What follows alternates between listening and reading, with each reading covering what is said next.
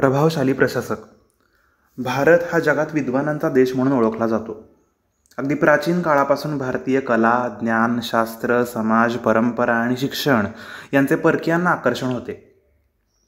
जगातील 4 प्राचीन सभ्यतांपैकी एक असलेली हडप्पा संस्कृती ही भारतीय सामाजिक परिस्थितीचा उत्तम नमुना म्हणून आजही ओळखली जाते. प्राचीन भारतापासून ते आधुनिक भारतापर्यंत भारतीय समाजव्यवस्थेत काळानुसार अनेक स्थित्यंतरे झाली. अनेक विद्वान भारतात होऊन गेले. देशाला आणि समाजाला त्यांनी दिशा दाखवली. भारताच्या इतिहासात महत्त्वपूर्ण योगदान दिलेल्या अनेकांची चरित्रे आज बाजारपेठेत सहज उपलब्ध आहेत. अनेकांची माहिती चित्रपट आणि नाटकांच्या माध्यमातून समाजासमोर वेळोवेळी आलेली आहे. परंतु भारतीय इतिहासात अजूनही असे अनेक चेहरे आहेत ज्यांची जितकी चर्चा होणे अपेक्षित होते ती तितकी झालेली नाही. यामागे कारण कोणतेही असेल, पण काळाने त्यांना जो न्याय द्यायला हवा होता तो न्याय त्यांना कधीच दिला नाही. भारतीय समाजव्यवस्थेवर आणि इतिहासावर छाप पाडलेल्या अशाच काही प्रमुख जणांची ओळख आपण आज चपराकच्या दिवाळी अंकाच्या निमित्तानं करून घेण्याचा प्रयत्न करत आहोत. महात्मा बसवेश्वर. महात्मा बसवेश्वर हे लिंगायत समाजाचे प्रचारक म्हणून ओळखले जातात. भारताच्या दक्षिणेत विशेषतः कर्नाटकमध्ये लिंगायत समाजाचे मोठे वर्चस्व आहे. कर्नाटकमध्ये विधानसभेच्या 244 जागांपैकी जवळपास 100 जागांवर लिंगायत समाजाचे थेट वर्चस्व असल्यामुळे कर्नाटकचा मुख्यमंत्री कोण होणार हे लिंगायतच ठरवित असतात. कर्नाटकच्या राजकारणात आणि समाजकारणात महात्मा बसवेश्वर हे नाव अत्यंत प्रभावी आहे. मात्र कर्नाटकच्या बाहेर गेल्यावर बसवेश्वरांची जेवढी ओळख भारतीय समाजाला होणं आवश्यक आहे तितकी दुर्दैवाने ती झालेली नाही. महात्मा बसवेश्वरांचा जन्म हा 1105 मध्ये आजच्या कर्नाटक जिल्ह्यातील बिजापूर येथील बागेवाडी येथे उच्चवर्णीय समाजात झाला. बसवेश्वरांच्या वडिलांचे नाव मादरसा तर आईचे नाव मादलिंबका असे होते. बसवेश्वरांना एक थोरली बहीण होती, तिचे नाव नागम्मा असे होते. बसवेश्वर हे लहानपणापासून कुशाग्र बुद्धीचे आणि चिकित्सक वृत्तीचे असल्यामुळे त्यांना समाजातील भेदाभेद, रूढी, परंपरा आणि चालीरीतींवर सतत प्रश्न पडायचे. स्वतः ते उच्चवर्णीय समाजात जन्मले असल्यामुळे त्यांना जातीभेद अगदी जवळून पाहता आला. आपल्या जवळच्या लोकांना, सवंगड्यांना जातीभेदामुळे अशी वागणूक मिळते हे त्यांना अनुभवता आले. बसवेश्वर साधारणपणे 8 ते 10 वर्षांचे असताना त्यांचा उपनयन संस्कार म्हणजे मुंज करण्याची वेळ येते. तेव्हा ते आपल्या वडिलांना विचारतात, माझी मुंज तुम्ही करत आहात पण ताईची का नाही? त्यावर बसवेश्वरांचे वडील म्हणतात, नागम्माची मुंज होऊ शकत नाही कारण ती स्त्री आहे. बसवेश्वरांच्या मनात स्त्री पुरुष भेदाच्या विरोधातील पहिली ठिणगी पडते ती इथेच. स्त्री पुरुष दोघेही समान असून दोघांना ईश्वराने बनवले असल्यामुळे सर्व अधिकार हे दोघांना समान मिळायला हवेत अशी महात्मा बसवेश्वरांची शिकवण होती. आजच्या काळात स्त्रियांवर होत असलेल्या अत्याचाराच्या बातम्या दररोज वृत्तपत्रात येत असताना 12व्या शतकातील बसवेश्वरांचा स्त्री पुरुष समानतेचा विचार म्हणजे तत्कालीन कर्मठ समाजाला आव्हान देणारा होता. आजच्या बागलकोट जिल्ह्यातील कुडल संगमनाथ हे एक 12व्या शतकातील धार्मिक स्थळ होते. त्या ठिकाणी बसवेश्वरांचे प्राथमिक शिक्षण झाले. शिक्षणानंतर बसवेश्वर मंगळवेढा येथे तत्कालीन राजाच्या दरबारात कारकून म्हणून रुजू झाले. महात्मा बसवेश्वरांचे मामा बलदेवराय हे कालाचुरी राज्याच्या राजा असलेल्या बिजल राजाच्या दरबारात सरदार म्हणून होते. आपला भाचा हुशार आहे, तो विद्वान आहे, आपल्या राज्यात त्याला काहीतरी चांगले काम मिळावे या हेतूने बलदेवराय हे बसवेश्वरांना राजा बिजलाच्या दरबारात घेऊन गेले. बसवेश्वर पुढे आपली बुद्धिमत्ता आणि विद्वत्तेच्या जोरावर बिजलाच्या दरबारात कारकुनापासून ते महामंत्री म्हणजे पंतप्रधान पदापर्यंतचा प्रवास करतात. महात्मा बसवेश्वरांच्या बुद्धिमत्तेचा आणि ज्ञानाचा मोलाचा फायदा वेळोवेळी राजा बिजलाला झाल्याची अनेक उदाहरणे आहेत. महात्मा बसवेश्वर महामंत्री असल्यामुळे सत्ता आणि ताकद या दोन्ही गोष्टी त्यांच्या हाती केंद्रित होत्या. सत्तेचा आणि बळाचा वापर समाजासाठी योग्य प्रकारे कसा करायचा याचे उत्तम उदाहरण म्हणजे महात्मा बसवेश्वर आहेत. कायदा करून समाज घडवण्यापेक्षा असा समाज निर्माण करावा की ज्यामुळे कायद्याची गरज भासणार नाही असे बसवेश्वर कायम सांगत. महात्मा बसवेश्वर हे संत असण्याबरोबरच तत्त्वज्ञ, कुशल प्रशासक आणि उत्तम कवी होते. आज त्यांची जवळपास 1500 वचने म्हणजे अभंग अस्तित्वात आहेत. आपल्या वचनातून सामाजिक संदेश देण्याचा प्रयत्न त्यांनी वेळोवेळी केल्याचे दिसून येते. कायकवे कैलास अर्थात काम हाच परमेश्वर आहे हे त्यांचे वचन प्रसिद्ध आहे. 12व्या शतकात जातीभेद आणि वर्णव्यवस्था उच्च पातळीवर पोहोचलेली असताना जगात कोणतेही काम हे श्रेष्ठ किंवा कनिष्ठ नसते, तर आपले काम हाच आपला परमेश्वर आहे असा संदेश आपल्या वचनातून देऊन बसवेश्वरांनी सामाजिक दरी कमी करण्याचा प्रयत्न केला. स्वतंत्र भारताचे पहिले पंतप्रधान पंडित जवाहरलाल नेहरू यांनी आराम हराम हे अशी घोषणा दिली होती. म्हणजेच दुसऱ्याच्या कष्टावर जगणे हे हराम आहे. महात्मा बसवेश्वरांनी नेहरूंचा हाच संदेश कन्नड भाषेत कायक वे कैलास या वचनाच्या माध्यमातून दिलाय. भारत जगातील सर्वात मोठी लोकसंख्या असलेला देश आहे. लोकांपासून लोकांसाठी चालवलेले राज्य म्हणजे लोकशाही, अशी लोकशाहीची व्याख्या केली जाते.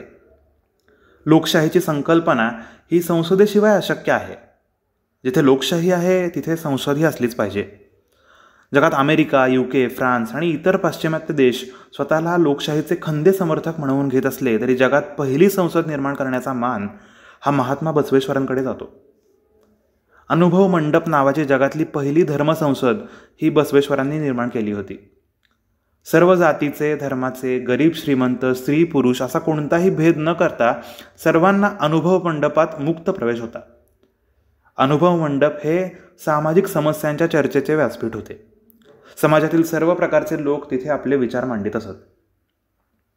अनेक सामाजिक समस्यांचे निराकरण हे अनुभव मंडपात होत असे. बसवेश्वरांच्या अनुभव मंडपात 770 शरण म्हणजे संत होते. त्यापैकी 700 शरण हे पुरुष तर 70 शरण या स्त्रिया होत्या. यापैकी 250 शरण हे वचनकार होते. अनुभव मंडपात ज्या चर्चा होत असत त्या वचनांच्या रूपाने लिहून जतन करण्याचे काम 250 शरण करीत असत.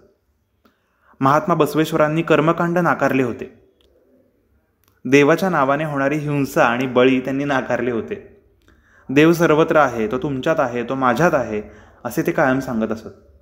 चांगले वागा, चांगले बोला, चांगले राहा असा त्यांचा विचार होता. महात्मा बसवेश्वरांनी आयुष्याची 7 मूल्ये आपल्या वचनातून पुढील प्रमाणे सांगितली आहेत.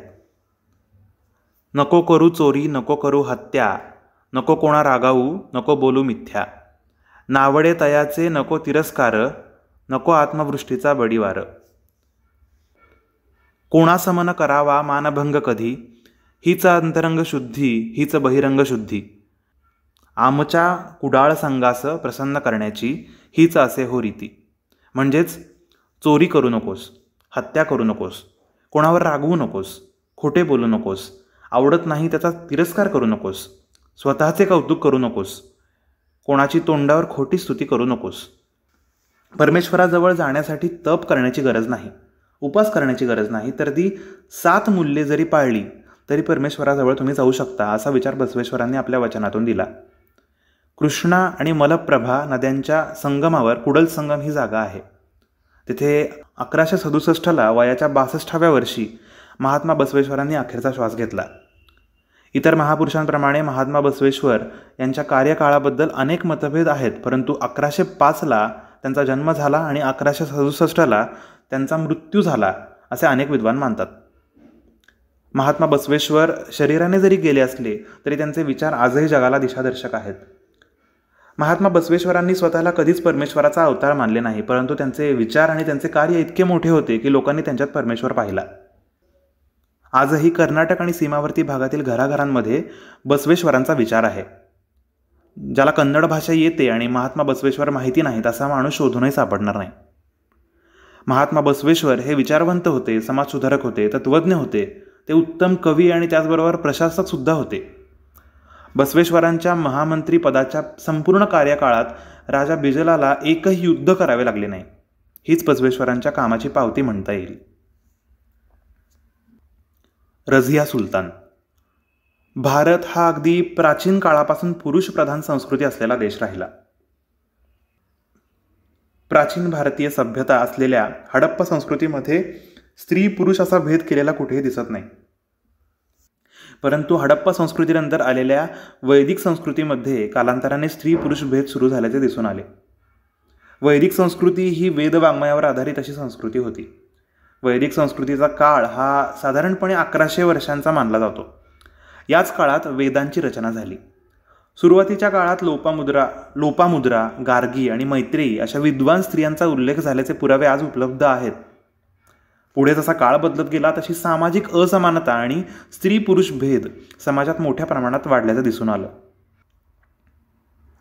स्त्री ही चूल आणि मूलपर्यंत मर्यादित ठेवण्याचा पहिला प्रयत्न हा तेव्हा झाला तो आजपर्यंत सुरू आहे. भारतीय इतिहासाचे प्राचीन, मध्ययुगीन आणि आधुनिक असे 3 भागात वर्गीकरण केले जाते. प्राचीन भारतीय इतिहासाची सुरुवात ही हडप्पा संस्कृतीपासून झाली असे अनेक इतिहासकार मानतात, पण राजकीय आणि प्रशासकीय क्षेत्रातून पाहिले तर प्राचीन भारतीय इतिहासाची सुरुवात ही जनपदे आणि महाजनपदे यांच्या निर्मितीपासून झाली असे म्हटले जाते. मध्ययुगीन भारताची सुरुवात दिल्लीच्या सुलतानशाहीपासून सुरू झाल्याचे बोलले जाते, तर काही ठिकाणी मुघलांच्या आगमनापासून मध्ययुगीन भारत सुरू झाल्याचे सांगितले जाते. सुरुवात कुठूनही झाली असली तरी दिल्लीची सुलतानशाही ही भारताच्या इतिहासातील महत्त्वपूर्ण घटना असल्यामुळे इतिहासाचा अभ्यास करताना त्याकडे विशेष लक्ष देणे आवश्यक आहे. दिल्ली सुलतानशाहीचा काळ हा 1206 ते 1526 पर्यंत आहे. ह्या 320 वर्षांच्या काळात सुलतानांच्या 5 घराण्यांनी दिल्लीवर राज्य केले. गुलाम वंश 1206 ते 1290, खिलजी वंश 1290 ते 1320, तुघलक वंश 1320 ते 1414, सय्यद वंश 1414 ते 1451 आणि लोधी वंश 1451 ते 1526. दिल्लीच्या सुलतानशाहीचा संस्थापक कुतुबुद्दीन ऐबक, कार्यकाळ 25 जून 1206 ते 4 नोव्हेंबर 1210. हा कुतुबुद्दीन ऐबक अफगाणिस्तानमधील साम्राज्याचा राजा असलेल्या मोहम्मद घोरीचा गुलाम असल्यामुळे त्याने सुरू केलेली सुलतानांची वंशावळ ही गुलाम वंश म्हणून ओळखली जाते. कुतुबुद्दीन ऐबक नंतर दिल्लीवर अनेक सुलतानांनी राज्य केले. काही सुलतान हे यशस्वी आणि पराक्रमी होते, तर काही सुलतान हे राज्यकारभारास पूर्णपणे नालायक असेच होते. दिल्लीचे सर्व सुलतान हे पुरुष प्रधान संस्कृतीचे प्रतीक होते. त्याला अपवाद होता तो फक्त रझिया सुलतानचा. रझिया सुलतान ही दिल्लीचा दुसरा सुलतान इल्तुतमिशची मुलगी होती. ती अत्यंत पराक्रमी स्त्री होती. स्वतःचे निर्णय स्वतःच्या बुद्धीने ती घ्यायची. रझिया ही शस्त्र चालवण्यात तरबेज होती. ती अनेकदा हत्तीवरून दिल्लीच्या रस्त्यांवर फेरफटका मारताना दिसायची आणि अंगावर कायम योद्ध्याचे कपडे घालून फिरायची. एखादी मुस्लिम महिला जी समाजाचे कोणतेही नियम न पाळता थेट महालाच्या बाहेर येऊन दिल्लीच्या रस्त्यावर फिरते, राजकारण आणि प्रशासनात लक्ष घालते, ही गोष्ट आज वाचायला आणि लिहायला जितकी सोपी वाटते तितकी ती त्या काळी निश्चितच सोपी नव्हती. आजही इराण, अफगाणिस्तान, सौदी अरेबिया, येमन, कुवेत अशा मुस्लिम राष्ट्रात इस्लामिक नियम अत्यंत कठोरपणे पाळले जातात. 2021 मध्ये इराणमधील तेहरानच्या रस्त्यांवरून फिरताना म्हासा अमीन नावाच्या 23 वर्षांच्या मुलीचे डोक्यावरील केस हिजाबमधून बाहेर आले म्हणून स्थानिक पोलिसांनी तिला बेशुद्ध होईपर्यंत मारहाण केली होती. पुढे 8 दिवसांनी ब्रेन हॅमरेजमुळे रुग्णालयात तिचा मृत्यू झाला. आधुनिक जगाच्या इतिहासात जर अशा प्रकारच्या घटना होत असतील तर 13व्या शतकातील समाज आणि तत्कालीन कायदे कशा प्रकारे असतील याचा अंदाज न बांधलेलाच बरा. 19 नोव्हेंबर 1236 ते 20 एप्रिल 1240 या जवळपास 3.5 वर्षांच्या काळात रझियाने दिल्लीवर सुलतान म्हणून राज्य केले. रझियाला भारतीय उपखंडातील पहिली महिला मुस्लिम शासक म्हणून ओळखले जाते. रझियाच्या आधी अनेक महिलांनी शासक म्हणून राज्य केल्याची उदाहरणे अस्तित्वात असली तरी त्या महिला ह्या कोणाचा तरी आधार घेऊन शासक बनल्या होत्या. उदाहरणार्थ, राजाचा मृत्यू झाल्यामुळे आणि राजपुत्र वयाने लहान असल्या कारणामुळे राजपुत्राचा राज्याभिषेक करून त्याच्या नावाने राणीने कारभार करणे किंवा कोणत्या तरी कटकारस्थानात सहभागी होऊन अप्रत्यक्षपणे सत्ता आपल्या हातात ठेवणे इत्यादी. परंतु रझियाचे उदाहरण हे वेगळे होते. ती कोणाचाही आधार न घेता थेट सत्तेच्या गादीवर बसलेली पहिली मुस्लिम महिला होती. रझियाचे वडील सुलतान इल्तुतमिश यांनी आपला उत्तराधिकारी म्हणून स्वतःहून रझियाची निवड केली होती. सुलतानासमोर अनेक पर्याय उपलब्ध असताना त्या काळात एखाद्या महिलेची थेट शासक म्हणून निवड करणे हे अत्यंत कठीण गोष्ट त्यांनी करून दाखवली होती. त्यामुळे स्त्री पुरुष समानता प्रशासनात आणण्याचे पहिले श्रेय सुलतान इल्तुतमिश यांना दिले पाहिजे. सुलतान इल्तुतमिश यांची दिल्लीच्या प्रशासनावर जबरदस्त पकड होती. आपल्याला राज्यकारभारात मदत करण्यासाठी त्यांनी विविध क्षेत्रातील विद्वान असलेल्या 40 लोकांचा एक गट तयार केला होता. या गटाला चहेलगानी किंवा चाळीसी असे म्हटले जायचे. ह्या चहलगानीमध्ये काही मुस्लिम हे तुर्की वंशाचे तर काही भारतीय वंशाचे होते. तुर्की वंशाचे मुस्लिम स्वतःला भारतीय मुसलमानांपेक्षा श्रेष्ठ समजत असल्यामुळे या चहलगानीमध्ये तुर्की मुस्लिमांचा एक गट आणि भारतीय मुस्लिमांचा दुसरा गट पडल्याचे सुरुवातीपासूनच दिसून येते. सुलतान इल्तुतमिश यांनी आपल्या उत्तराधिकारी म्हणून रझियाची निवड केली तेव्हा चहलगानमधील सर्व सदस्यांनी सुलतानाच्या निर्णयाला एकमताने पाठिंबा दिला. साहजिकच त्यांचा विचार असा होता की सुलतानानंतर रझिया आपल्या शब्दाच्या बाहेर जाणार नाही. अप्रत्यक्षपणे रझियाला कठपुतळीची बाहुली बनवून आपण दिल्लीवर राज्य करू. प्रत्यक्षात मात्र उलटेच झाले. रझिया सुलतान झाल्यावर तिने चहलगानांना मिळालेले अवास्तव महत्त्व कमी करण्याचा प्रयत्न केला. तुर्की वंशाचे मुस्लिम काढून तिथे भारतीय मुसलमानांची नेमणूक करण्यास सुरुवात केली. परिणामी चहलगानीमधील काही सदस्यांनी रझिया विरोधात कारस्थाने रचून रझियाची सामाजिक आणि राजकीय अशा दोन्ही पातळ्यांवरती बदनामी आणि कोंडी करण्यास सुरुवात केली. एकीकडे दिल्लीची सत्ता सांभाळत असताना रझियाचा निम्म्यापेक्षा अधिक वेळ हा चहलगानींच्या कारस्थानांना उत्तर देण्यामध्ये जात होता. दिल्लीचे तख्त हे अंतर्गत कलहाने घेरले होते. अखेर 15 ऑक्टोबर 1240 रोजी आजच्या हरियाणा राज्यातील कैथल येथे चहलगानी पुरस्कृत काही भाडोत्री मारेकऱ्यांनी रझिया सुलतानची हत्या केली आणि एका अशा शासकाचा अंत केला जो दिल्लीला राजकीय स्थैर्य देऊ शकला असता. रझियाच्या हत्येनंतर दिल्लीत अनेक वर्ष गोंधळाची परिस्थिती होती. शेवटी बलबनच्या सत्ता काळात कार्यकाळ 18 फेब्रुवारी 1266 ते 13 जानेवारी 1287 दिल्लीला स्थैर्य प्राप्त झाले. बलबन 1266ला जरी दिल्लीच्या सत्तेवर आला असला तरी सुरुवातीच्या अनेक सुलतानांना त्याने आपले बाहुले बनवून दिल्लीच्या गादीवर बसवले होते. बलबनच्या मृत्यूनंतर 3 वर्षांनी जलालुद्दीन खिलजीने दिल्लीची सत्ता आपल्या ताब्यात घेतली आणि दिल्लीच्या सुलतानशाहीची स्थापना करणाऱ्या गुलाम वंशाचा शेवट करून दिल्लीवर खिलजी वंशाची स्थापना केली.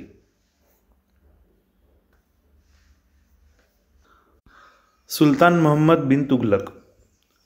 दिल्लीची सुलतानशाही ही मध्ययुगीन भारतीय इतिहासाचा एक मोठा भाग आहे. दिल्लीच्या सुलतानशाहीमुळे भारताची विशेषतः उत्तर भारताची सामाजिक, राजकीय, आर्थिक गती बदलली. दिल्लीवर राज्य केलेल्या प्रत्येक सुलतानाची बौद्धिक पातळी, नेतृत्व क्षमता आणि विचारशीलता ही वेगवेगळी होती. त्यामुळे प्रत्येक सुलतानाच्या कार्याचा अभ्यास हा वेगवेगळ्या नजरेनं करावा लागतो. दिल्लीच्या गादीवर 1325ला बसलेला सुलतान महम्मद बिन तुघलक हा इतर सुलतानांपेक्षा अनेक बाबतीत वेगळा होता. तो उच्च विद्याविभूषित सुलतान होता. गणित आणि खगोलशास्त्राची त्याला उत्तम जाण होती. तो प्रचंड न्यायप्रिय होता. आपल्या दरबारात न्याय मागण्यासाठी आलेल्या प्रत्येकाला संपूर्ण आणि योग्य न्याय मिळेल यासाठी तो प्रयत्नशील असायचा. प्रचंड मोठ्या सैन्याचा आणि आर्थिक संपत्तीचा तो अधिपती होता. एवढे सर्व काही असूनही महम्मद बिन तुघलक हा भारताच्या इतिहासात मूर्ख सुलतान म्हणून ओळखला जातो. भारतातील अनेक भागात, विशेषतः उत्तर भारतात अनेक म्हणी आणि वाक्प्रचारात आजही त्याचा उल्लेख आढळतो. कोणतीही राजवट किंवा सरकार जेव्हा अविचारीपणानं निर्णय घेते तेव्हा अशा राजवटीला तुघलकी राजवट म्हणून आजही संबोधले जाते. ते याच सुलतान महम्मद बिन तुघलकामुळे. महम्मद बिन तुघलक हा मध्ययुगीन भारताच्या इतिहासातील अजरामर सुलतान आहे, पण कोणत्या चांगल्या कामासाठी नव्हे तर तो त्याच्या मूर्खपणासाठी. सुलतान महम्मद बिन तुघलकाने 1325 ते 1351 पर्यंत दिल्लीचा सुलतान म्हणून राज्य केले. आपल्या कार्यकाळात महम्मद बिन तुघलकाने असे निर्णय घेतले ज्यामुळे त्याला अनेक समस्यांचा सामना करावा लागला आणि जनतेच्या मनात एक मूर्ख शासक म्हणून परिचय झाला. महम्मद बिन तुघलक हा दयाळू आणि प्रजाहित दक्ष असलेला सुलतान होता.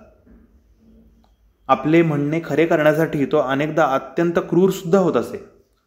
सुलतानाने घेतलेल्या कोणत्याही निर्णयामागे वाईट हेतू होता असे म्हणणे योग्य होणार नाही, परंतु त्याचे दुर्दैव म्हणा किंवा त्याला सुचलेली दुर्बुद्धी म्हणा, त्याने घेतलेले महत्त्वाचे जवळपास सगळेच निर्णय हे त्याच्यावरच उलटले आणि परिणामी त्याला अनेक समस्यांचा सामना करावा लागला. महम्मद बिन तुघलकाने घेतलेले काही महत्त्वपूर्ण निर्णय ज्यामुळे त्याला मूर्ख म्हटले जाऊ लागले ते पुढीलप्रमाणे. कर पद्धत बदल. 1325 सत्तेवर आल्यावर सुलतान महम्मद बिन तुघलकाने अल्लाउद्दीन खिलजीपासून सुरू असलेल्या कर पद्धतीत अचानक बदल करण्याचं ठरवलं. अल्लाउद्दीन खिलजी उत्पन्नाच्या 50% कर लावित असे. एवढा मोठा कर लावण्यामागे राज्यातील कोणत्याही व्यक्ती श्रीमंत होऊ शकणार नाही, अशी त्याची धारणा होती. अल्लाउद्दीन खिल्जीच्या मतानुसार श्रीमंत लोक हे राज्याचे शत्रू असतात. गरजेपेक्षा जास्त संपत्ती लोकांना सत्तेविरोधात उठाव करण्यासाठी प्रेरणा देते. खिल्जीनंतर सत्तेवर आलेल्या गयासुद्दीन तुघलकने अल्लाउद्दीन खिल्जीपासून सुरू असलेला उत्पन्न कर हळूहळू कमी करत 10% खाली आणला होता. सुलतान मोहम्मद बिन तुघलकाने उत्पन्न कर एकदम 10 ते 20% वाढवला. परिणामी दिल्लीच्या जनतेवर वाढीव कराचा एकदम बोजा पडला. अचानक वाढवलेला कर भरणे जनतेला अशक्य झाले. जे लोक कर भरत नव्हते किंवा ज्यांना भरणे शक्य नव्हते त्यांच्यावर कर भरण्यासाठी जबरदस्ती करण्यात आली. सुलतानाच्या पहिल्याच मोठ्या अविचारी निर्णयामुळे अनेक शेतकरी आणि शेतमजूर दरोडेखोरांच्या टोळ्यांमध्ये सहभागी होऊन लूटमार करू लागले. सुलतान मोहम्मद बिन तुघलकाच्या या निर्णयामुळे जनतेत असंतोष निर्माण झाला. राज्याची अर्थव्यवस्था बिघडली आणि गरिबी व गुन्हेगारीमध्ये प्रचंड मोठी वाढ झाली. सुलतानाला जेव्हा परिस्थिती समजली तेव्हा त्याने परत जुनी कर पद्धती लागू केली, परंतु तोपर्यंत बराच उशीर झाला होता. कृषी पद्धती बदल. भारत हा प्राचीन काळापासून कृषीप्रधान देश म्हणून ओळखला जातो. अगदी सुरुवातीपासून अनेक राज्यांची अर्थव्यवस्था कृषी आणि कृषीपूरक उद्योगांवरती अवलंबून होती आणि आजही आहे. दिल्ली आणि उत्तर भारताचा संपूर्ण परिसर हा गंगा, ब्रह्मपुत्र आणि इतर नद्यांमुळे शेतीसाठी अत्यंत उपयुक्त होता. परिणामी दिल्लीच्या सुलतानांच्या उत्पन्नाचा एक प्रमुख स्रोत म्हणून शेतीकडे पाहिले जात होते. सुलतान मोहम्मद बिन तुघलक हा विद्वान असल्याने तो विज्ञाननिष्ठ होता. राज्याचे आणि जनतेचे उत्पन्न वाढवण्याच्या हेतूने त्याने पारंपरिक कृषी पद्धतीत बदल करण्याचे ठरवले. जमिनीचे क्षेत्रफळ आणि सुपीकतेनुसार पिकांची यादी निर्माण करून ती पिके आपल्या जमिनीत उगवण्याची सूचना त्याने शेतकऱ्यांना दिली. शेतीची उत्पादकता वाढवण्यासाठी दिवाणे कोही नावाचा स्वतंत्र विभाग त्याने राज्यात सुरू केला. सुलतानाने जगभरातून अनेक कृषी तज्ज्ञांना पाचारण केले. आपले सर्व अधिकारी कामाला लावून संपूर्ण राज्यातील कृषीपूरक जमिनीचे मोजमाप त्याने सुरू केले. टाकाऊ आणि गायरान जमीन सुपीक करण्यासाठी त्याने जमिनीवर अनेक प्रयोग केले. सुलतानाने टाकाऊ जमीन सुपीक बनवण्याच्या नादात जवळपास 70 लाख रुपये खर्च केले. राज्याच्या खजिन्यात मोठ्या प्रमाणात घट झाली. सरकारी अधिकाऱ्यांनी मोठ्या प्रमाणावरती भ्रष्टाचार केला. शेवटी नाईलाजाने सुलतान मोहम्मद बिन तुघलकाला आपला निर्णय मागे घ्यावा लागला. राजधानीत बदल. दिल्लीत सुलतानांची सत्ता आल्यापासून सुलतानांनी आपली राजधानी अनेकदा बदलली आहे, परंतु त्या बदलामागे काही व्यावहारिक कारणं होती. दिल्ली ही सुरुवातीपासूनच परकीय आक्रमणांचे आणि आक्रमकांचे, विशेषतः मंगोल आक्रमकांचे लक्ष होती. वर्षातून किमान एकदा मंगोल दिल्लीच्या आसपासच्या परिसरामध्ये येऊन लुटमार करून जात असत. मंगोल आक्रमणामुळे दिल्लीची सुरक्षा करणे हे मोठे आव्हान दिल्लीच्या सत्ताधीशांसमोर कायम राहिले आहे. सुलतान मोहम्मद बिन तुघलकाने दिल्लीवरील मंगोल आक्रमणांचा धोका कमी करण्याच्या उद्देशाने आपली राजधानी दिल्लीवरून हलवण्याचा निर्णय घेतला. दुसरीकडे सुलतानाच्या विचित्र स्वभाव आणि निर्णय क्षमतेमुळे जनतेत तो मूर्ख म्हणून कुप्रसिद्ध झाला होताच. आपल्या बदनामीपासून दूर जाण्यासाठी आणि मंगोल आक्रमणांपासून दिल्ली वाचवण्याच्या हेतूने त्याने 1327ला संपूर्ण दिल्ली खाली करून राजधानी दौलताबादला हलवण्याचा निर्णय घेतला. दिल्ली सोडताना त्याने दिल्लीत एकही माणूस न दिसण्याचा आदेश दिल्यामुळे जे लोक दिल्ली सोडण्यास तयार नव्हते त्यांची कत्तल केली गेली. आपले घर, जमीन आणि बसवलेला संसार सर्व मागे सोडून दौलताबादला जाण्यास लोक तयार नव्हते. परंतु सुलतानाच्या भीतीमुळे नाईलाजाने लोक त्याच्याबरोबर प्रवासामध्ये सामील झाले.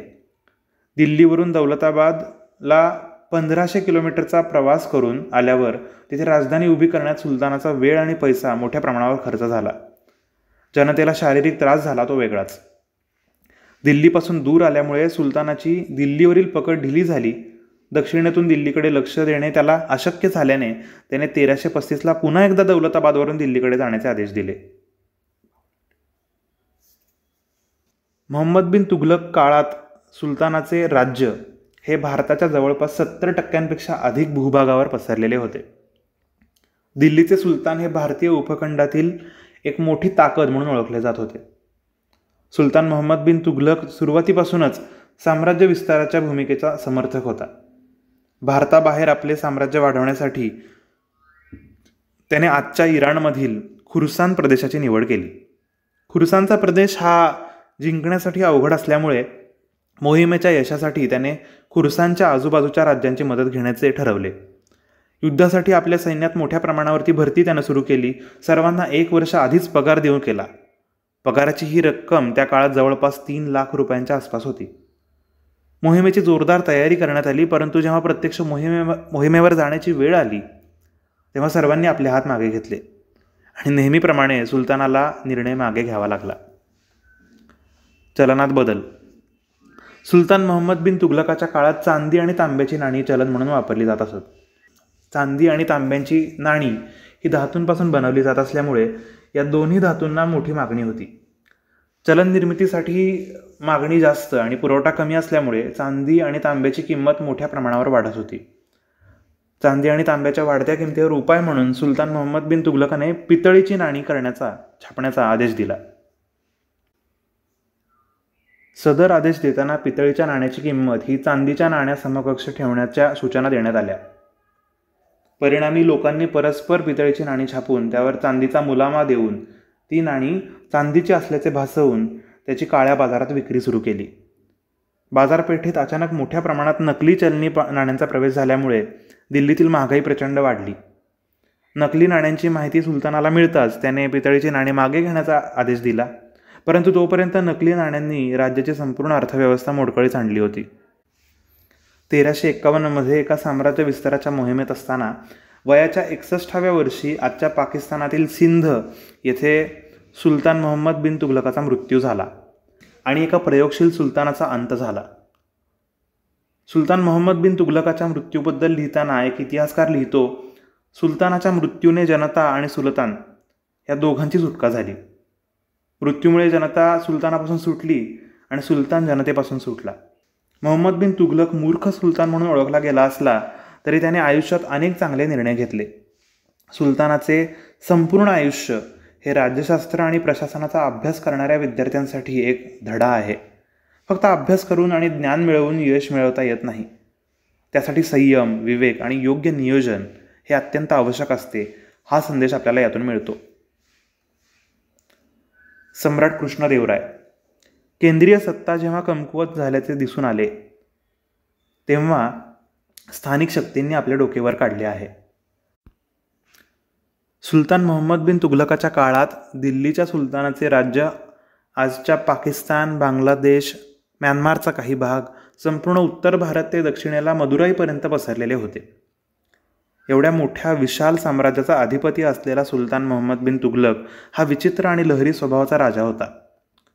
तो कधी काय करेल याचा कोणताही नेम नसल्यामुळे आणि अविचारी निर्णय घेण्याच्या स्वभावामुळे सुलतान मोहम्मद बिन तुघलक जनतेत मूर्ख राजा म्हणून प्रसिद्ध होता.